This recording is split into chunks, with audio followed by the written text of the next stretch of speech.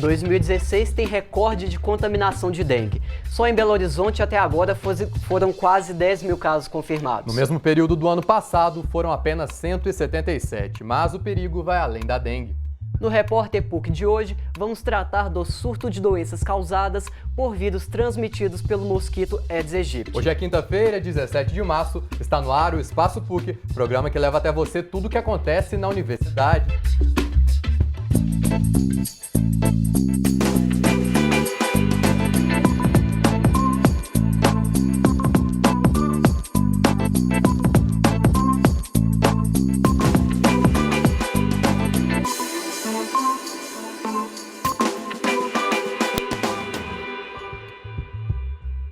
Olá, eu sou Pablo Nascimento, novo apresentador do quadro Repórter PUC. Todas as quintas-feiras estaremos juntos aqui, recebendo especialistas para discutir importantes temas para a sociedade. Seja bem-vindo, Pablo, e hoje a gente já começa com um tema de saúde pública que tem preocupado toda a população brasileira. É isso mesmo, Sérgio. Não só a dengue, mas a zika e a chikungunya estão aí para todo mundo. Só no ano de 2015 foram quase 30 mil casos de febre chikungunya no Brasil e tivemos 22 estados com notificações de zika. Apesar desse aumento de 2015 para cá, faz muito tempo que o Brasil sofre com as doenças transmitidas pelo Aedes aegypti. Confira só. Essa é a Carla. Ela foi vítima do surto de Aedes aegypti que atacou o Brasil neste verão. Carla sofreu com os sintomas da dengue por 12 dias e se preocupa com os possíveis focos do mosquito na região onde mora. Teve um fumacê aqui no prédio, na parte da garagem. Eu acredito que os pernilongos, os mosquitos transmissores que não morreram no fumacê, os que estão na região que a gente acredita que tenha foco, tenham fugido desse fumacê e entrado para os apartamentos. Porque o meu sogro e minha sogra moram na frente aqui do meu bloco, na janela de frente com a minha quase, só que no andar de baixo. E eles foram os primeiros do prédio a contrair a dengue, exatamente uma semana depois do fumacê no prédio. E a minha sogra, por exemplo, é uma que não sai de casa para nada, ela está sempre em casa. De acordo com dados do Ministério da Saúde, nos 2 primeiros meses deste ano, junto com a Carla, mais de 170 mil pessoas contraíram dengue. O índice é grande, mas não é uma novidade. O vetor aparece na história do país desde o final do século XIX. Por volta de 1900, ele já era a causa do principal problema de saúde pública, a febre amarela. Graças à criação de brigadas de combate ao mosquito e do serviço de profilaxia específica da febre amarela, a doença foi controlada e em 1950 o Aedes aegypti foi erradicado no Brasil. Só que isso não durou por muito tempo. No final da década de 60, o Aedes aegypti voltou a se reproduzir e até hoje busca-se formas de combater os vírus por ele transmitido. Enquanto vacinas para dengue, zika e chikungunya não chegam ao mercado, estão sendo desenvolvidas pesquisas para evitar a contaminação através do mosquito. Uma delas é a Mosquitrap, que é uma armadilha para pegar o Aedes aegypti. A Mosquitrap é uma armadilha que foi desenvolvida na UFMG.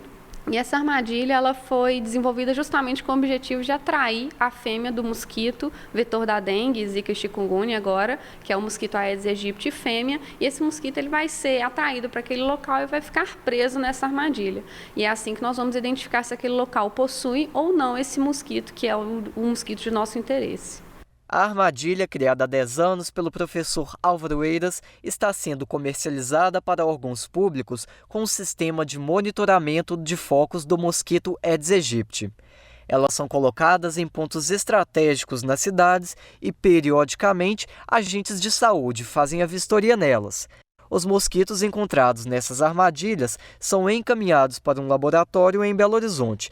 Aí são feitos exames para detectar se há presença de algum vírus. Esses dados eles são muito importantes porque eu preciso de saber, onde que estão os mosquitos para poder direcionar as minhas ações naquele lugar.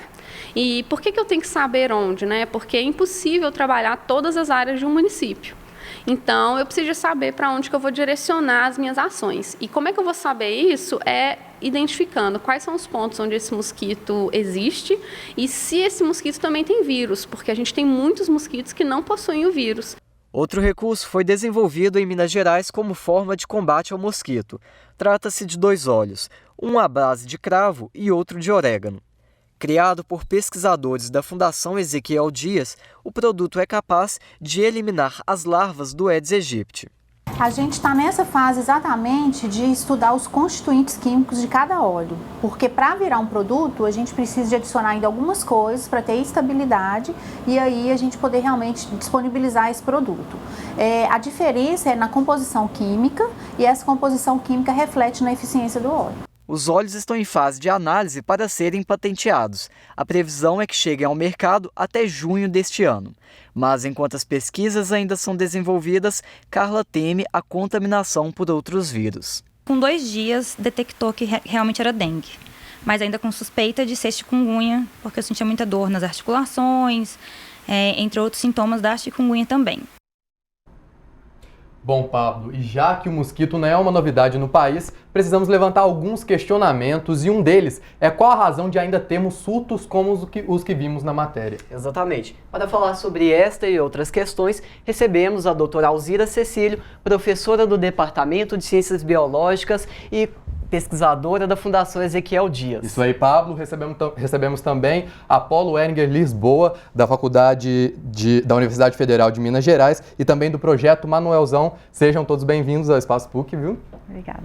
Bom, Apolo, a gente começa, infelizmente, com uma pergunta que tem sido feita com muita frequência no nosso país. Por que o Brasil não consegue erradicar o mosquito do Aedes aegypti? O Aedes aegypti, ele é indicador de qualidade da gestão pública. Não é só o Brasil, não. Vários países da América do Sul, da África, da Ásia, né, tem uma proliferação desse pernilongo, porque ele está muito ligado a uma questão não só de pobreza, mas de conhecimento. Recentemente eu tive numa casa, num bairro aí, de gente muito rica, e no muro estava cheio de garrafa para cima, assim, para ladrão não pular lá dentro, né? E ali cheio de aguinha, com larva de pernilongo. E eles não estavam ligados que aquilo ali podia, né, ajudar a proliferar o Aedes aegypti. Você tem bebedor de cachorro, às vezes, que está num lugar meio escuro, com a base escura, você não vê. E às vezes dentro de casa, as calhas do telhado é muito comum, é um local inacessível. Mas basicamente é a questão do colapso, da falta de saneamento, né? O saneamento é o cuidado em coletar o lixo, é o problema da educação. Nas escolas, por exemplo, se fosse feito pesquisas, se tivesse melhor condição para os professores trabalharem, mais espaço, os alunos iam ter conhecimentos de biologia e ser mais inteligente do que o pernilongo. Porque, se você pensar bem, o pernilongo está sendo mais inteligente que nós. E a propaganda do governo é baseada não na inteligência, mas na força. Tá? Assim, um mosquito não é mais forte do que uma pessoa. 1 milhão de pessoas é muito mais forte que um mosquito. Isso é bobagem, porque não é questão de força. Darwin mostrou que na evolução das espécies, nem sempre vence o mais forte, mas com maior capacidade de adaptação. O pernilongo tem muito maior capacidade de adaptação. Ele tem um instinto que sabe onde a pernilonga vai colocar os ovos, né? Sabe que aquilo ali vai vir água ali, ele percebe tudo isso. E as pessoas não têm essas informações. Então é uma questão de conhecimento, a questão de saber os hábitos, como é que reproduz, etc. Então nós estamos perdendo essa batalha.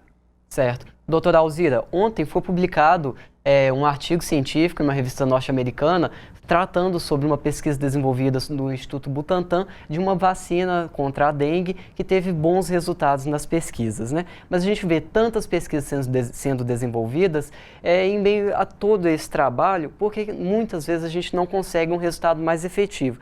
O que a senhora acha? Acha que falta investimento? Eu acho que são vários aspectos, né? Um deles é o investimento muito baixo, né? Que deveria ser principalmente na saúde pública ser investido. E a outra ponto também é que realmente a ciência demora muito tempo, que principalmente em termos de vacina, de proteção, né, do homem, da saúde do homem, a gente precisa de muito tempo para comprovar que aquilo realmente é eficiente e é seguro para ser utilizado. E Apolo, a gente estava falando, né, do mosquito, que ele se adapta muito facilmente ao meio também, ele tem uma flexibilidade de alimentação também. Eu queria saber vê-se falando muito, né, que o mosquito, que a dengue, aliás, possui 4 sorotipos e o Zika e a chikungunya apenas um. Eu gostaria que o senhor explicasse um pouquinho para a gente isso. Olha, no caso da dengue, os sorotipos diferentes dificultam muito a questão da vacina, né? Agora, um outro problema é que quando a pessoa tem dengue de um sorotipo e com outro sorotipo, aumenta sempre a possibilidade que com o novo sorotipo possa vir a dengue hemorrágica, que é a mais grave, né? Agora, o vírus tem muita mutação, né? Os vírus, eles têm assim, uma reprodução muito rápida. Então, por exemplo, às vezes uma geração humana demora 25, 30 anos, vamos assim dizer. O caso do vírus, não. São milhares de gerações, assim, no espaço de alguns anos, né? Então, podem surgir mutações diferentes e aí vai complicando. Uhum. Quando você coloca o enfrentamento do problema no combate ao pernilongo, você tem um problema aí. Eu acredito que o pernilongo não é o verdadeiro inimigo. O pernilongo, ele passa a ser transmissor de doenças e protagonista de epidemia quando ele vira uma praga, quando a reprodução dele é muito grande. Mas isso é por falha nossa, de ter reservatório nas casas, de não ter saneamento. Então eu não gosto de colocar o foco no combate ao pernilongo. Eu acho que o pernilongo ele não pode ser bode expiatório. Ele pode até se tornar mais uma vítima. Eu acho que os principais responsáveis pelas epidemias é a falência do nosso sistema de gestão pública, que descuida da educação, descuida do saneamento, porque esse pernilongo está aí há muito tempo. Eu mesmo já fui subsecretário de saúde em Belo Horizonte, na época do prefeito Célio de Castro, e havia naquele ano, 97, 98, mais de 100 mil casos de dengue. Então isso é antigo. E acaba uma epidemia, vem o frio, aí desaparece, para tudo. Aí depois volta de novo, quer dizer, não existe uma continuidade. O uso desse fumacê também para combater o pernilongo, isso é agrotóxico, isso causa alergia, produz outras doenças. Eu acho que a gente tem que fazer uma mobilização, quarteirão por quarteirão, cada bairro, as pessoas se organizarem, e eles próprios vizinhos, com a ajuda de um biólogo, de uma pessoa que conheça o problema, ir nas casas e conversar para as pessoas fazerem esse controle. E já a gente continua essa nossa conversa, né, Pablo? Isso mesmo. Agora vamos para um rápido intervalo e no próximo bloco vamos falar da proliferação do mosquito Aedes aegypti no país e as consequências para a população. A doutora Alzira dá mais detalhes sobre o óleo que desenvolveu para combater o mosquito. É rapidinho, não sai daí.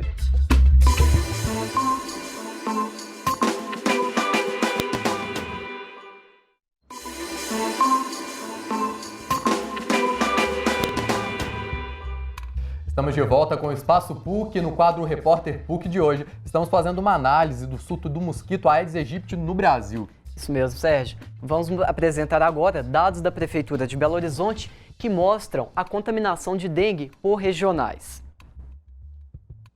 Se nós observarmos a regional do distrito de Barreiro, ele tem um maior número de casos confirmados, com 1.501 casos confirmados.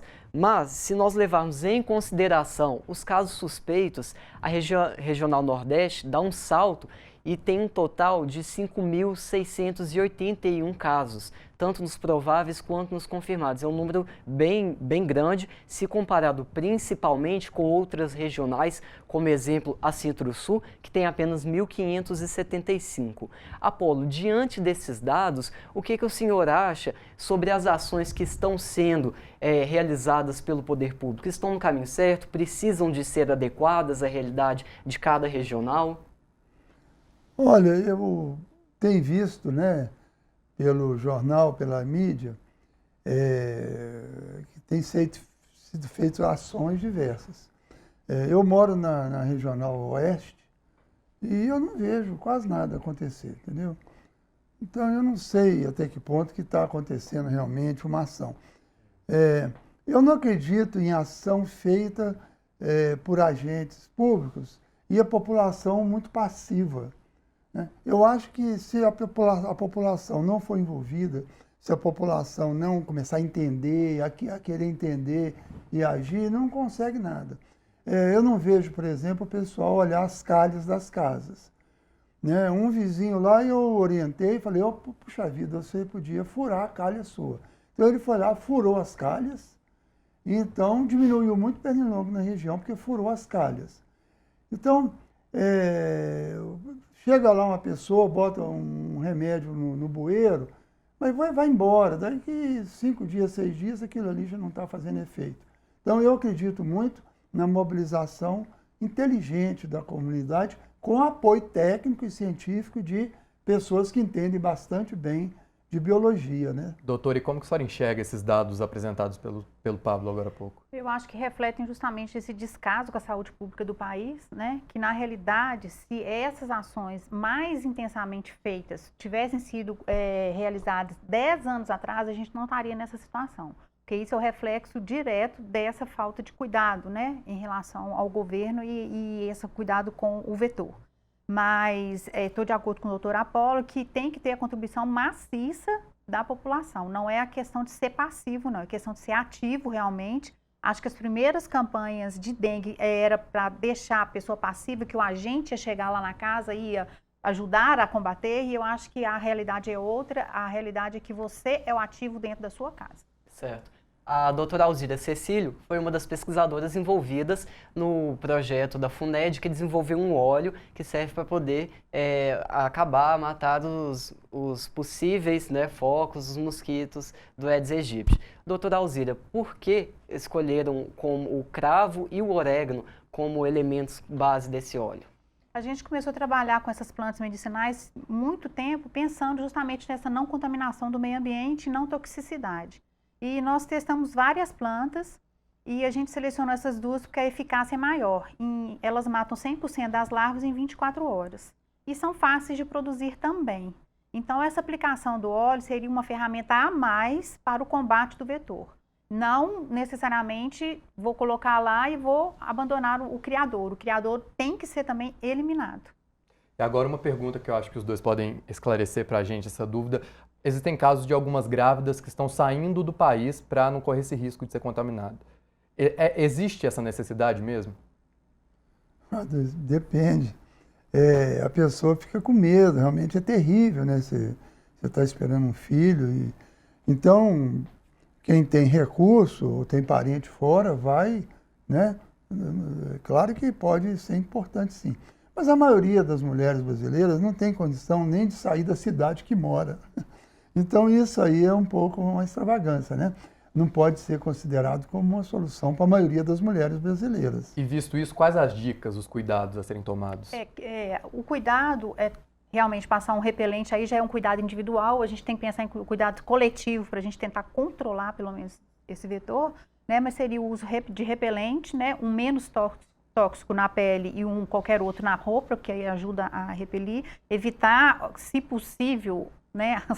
As regiões que tem mais o mosquito adulto, né, o alado, né, e realmente tomar esses cuidados, ter tela em casa, cuidados individuais para que não seja exposto. A questão da tela, né, que a doutora colocou, eu na minha casa há muito tempo que eu mesmo fiz, eu comprei o perfil de alumínio, encaixei, aprendi a fazer, porque é muito caro. Eu mesmo coloquei nas minhas janelas tela, né? Então, quando os meninos já acostumaram, quando entram em casa, abre a porta e fecha a porta. E a gente dorme com todas as janelas abertas e tudo com tela. E é muito importante, é um cuidado muito especial. O pernilongo ataca o dia inteiro, mas de preferência pela manhã e à tarde, né? Então, mas é o dia inteiro. O pernilongo da dengue ele é mais tinhoso do que o pernilongo comum, a muriçoca, né? Certo. Para a gente poder abordar um pouco mais sobre as pesquisas, em relação a esses óleos desenvolvidos, qual que é a vantagem dele em relação a outros larvicidas? Hoje, o que o agente de saúde usa, ele é um produto químico tóxico, né? Tanto que só ele que manipula. E também essa questão da conscientização da pessoa ser ativa. Ah, eu vou esperar um agente, ele vai lá colocar o larvicida e pronto. Então, esse óleo, provavelmente a pessoa vai poder manipular na própria casa, mas ela tem que ter consciência que vai ter que eliminar o criadouro. Ele vai eliminar a larva. Hoje a gente vai testar também contra a pulpa e contra o mosquito alado, para ver se ele também é repelente, mas o cuidado ainda permanece. Doutora, esses óleos são feitos com especiarias que todo mundo tem em casa, né? Sim. Mas eles podem ser feitos pela população? A gente pode fazer em casa? Não, a gente extrai esses óleos num aparelho, no laboratório, porque o óleo fica dentro da planta. Então, você não consegue colocar na água e que isso exale para a água. Então, a gente utiliza um aparelho, retira esse óleo e é essa substância retirada pelo aparelho que a gente utiliza. Apolo, e é verdade que os ovos, né, do mosquito, eles podem ficar inertes em locais secos também e se desenvolver depois de um tempo? Tem até aquela questão da pernilonga, né, que a presidente chamou de mosquita. Ela tem razão, porque a mosquita é que coloca ovos, né? E os ovos são feitos na textura dele, em volta com um derivado do sangue, a fibrina. E resiste ao sol, ao calor, durante mais de um ano. E basta chegar a água, ele desenvolve rapidamente, num prazo aí de 7 a 9 dias, já começam as larvas a sair, dentro de alguns dias já os pernilongos já estão voando, né? E nesse cenário, como saber se o local ele está livre dessa ameaça do mosquito? Não, eu acho que todo lugar que quando cai a água da chuva, por exemplo, lá em casa tinha uma trave de futebol e tinha um negócio de ferro assim para segurar a trave. Um dia eu fui lá olhar, ficou uma parte no chão de ferro, estava cheio d'água. Aí eu joguei areia dentro. É muito interessante a gente evitar o criadouro do pernilongo, é quase que um jogo de xadrez, é um desafio para a nossa inteligência. É uma boa diversão em casa, você sair procurando onde que pode, porque o pernilongo não perdoa, ele é muito inteligente. E eu acho que reforço aqui o combate inteligente ao pernilongo, porque ele apenas quer sobreviver. O pernilongo não chupa sangue das pessoas porque ele é mau, né? Ele quer só sobreviver, ele tem o mesmo direito à vida que nós temos. Agora, nós não podemos deixar ele se instalar nas nossas casas. Ele pode viver no mato, em outros locais, né? Certo. Doutora Alzira, e diante de tantas pesquisas que nós temos visto, a senhora acha que nós estamos próximos a chegar a resultados mais efetivos contra as doenças que são transmitidas pelo Aedes aegypti? O ponto principal aí é o combate ao vetor, né? O Zika, ele já circula há muito tempo na África, mas não tem tantos estudos, né? Igual está sendo investigado agora, principalmente porque tem, por exemplo, os Estados Unidos que está interessado, porque também já está chegando lá. Então, aí tem toda uma corrente mundial para se estudar o vírus, para que isso seja mais rápido, inclusive responder várias perguntas que hoje a gente tem, né? O chikungunya também é o mesmo raciocínio em relação ao Zika vírus. Tem duas linhas aí, né, de trabalho. Uma é a vacina. Mas a vacina não elimina a questão do saneamento. Na história da medicina sempre houve essa contradição, desde o combate à cólera na Inglaterra e com a descoberta do Pasteur. O Pasteur priorizou, no fim do século XIX, a vacina. E o John Snow, no caso da cólera, o saneamento. Eu acho que nós temos que ter saneamento e vacina. Agora, o pernilongo só faz a epidemia acontecer quando ele está muito presente, quando ele proliferou demais, quando virou uma praga. Alguns pernilongos não produzem epidemia. Normalmente, se tem um bairro, tem 100 domicílios, e você começa a encontrar acima de 3, 4, 5%, etc., de domicílio com foco, aí pode estourar, pode aparecer uma epidemia. Mas se tiver um foco só, numa casa, um ou outro, você pode ter eventualmente uma doença, mas você não desencadeia a epidemia. Mesmo porque a vacina de dengue não vai estar disponível para todas as idades, né? E ela também, a cobertura dela é baixa, não é igual às outras vacinas que a gente tem. Então a gente tem que estar alerta a isso. A vacina não é a solução, né? A solução é um saneamento e um controle realmente desses mosquitos aí para não acontecer o que está acontecendo. Fica esse recado, então, para quem está nos assistindo. Muito obrigado. Gostaria de agradecer a presença de vocês aqui hoje. Uma discussão, um debate muito importante para esse momento, né? Sejam sempre bem-vindos ao Espaço Público. E parabéns a vocês também, que fizeram um belo trabalho. Obrigado. Obrigado por terem contribuído com as nossas discussões de hoje. Mas antes de encerrar o programa, só mais um recado. Ainda tem novidade na programação da PUC TV Minas. A partir de amanhã, a Isabela Lima passa a comandar o Espaço CUT. E quem traz as novidades da estreia é ela mesma. E aí, Isabela, como é que tá?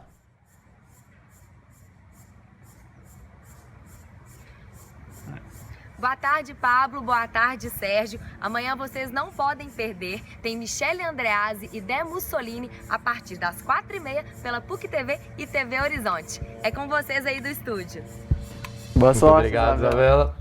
Boa sorte para Isabela, começa amanhã e vocês podem continuar participando. Envie sugestões e comentários para o e-mail do programa espaçopuc@pucminas.br e também pelas redes sociais da PUC TV. Não deixem de participar. Como o Pablo disse, amanhã é dia de Espaço CUT com a Isabela Lima. É isso mesmo, Sérgio. E infelizmente nosso tempo está acabando, nosso encontro fica marcado para todas as quintas-feiras, aqui na PUC TV Minas e TV Horizonte, às 4h30 da tarde. E segunda-feira tem mais Espaço PUC às 4h30 da tarde. Até lá!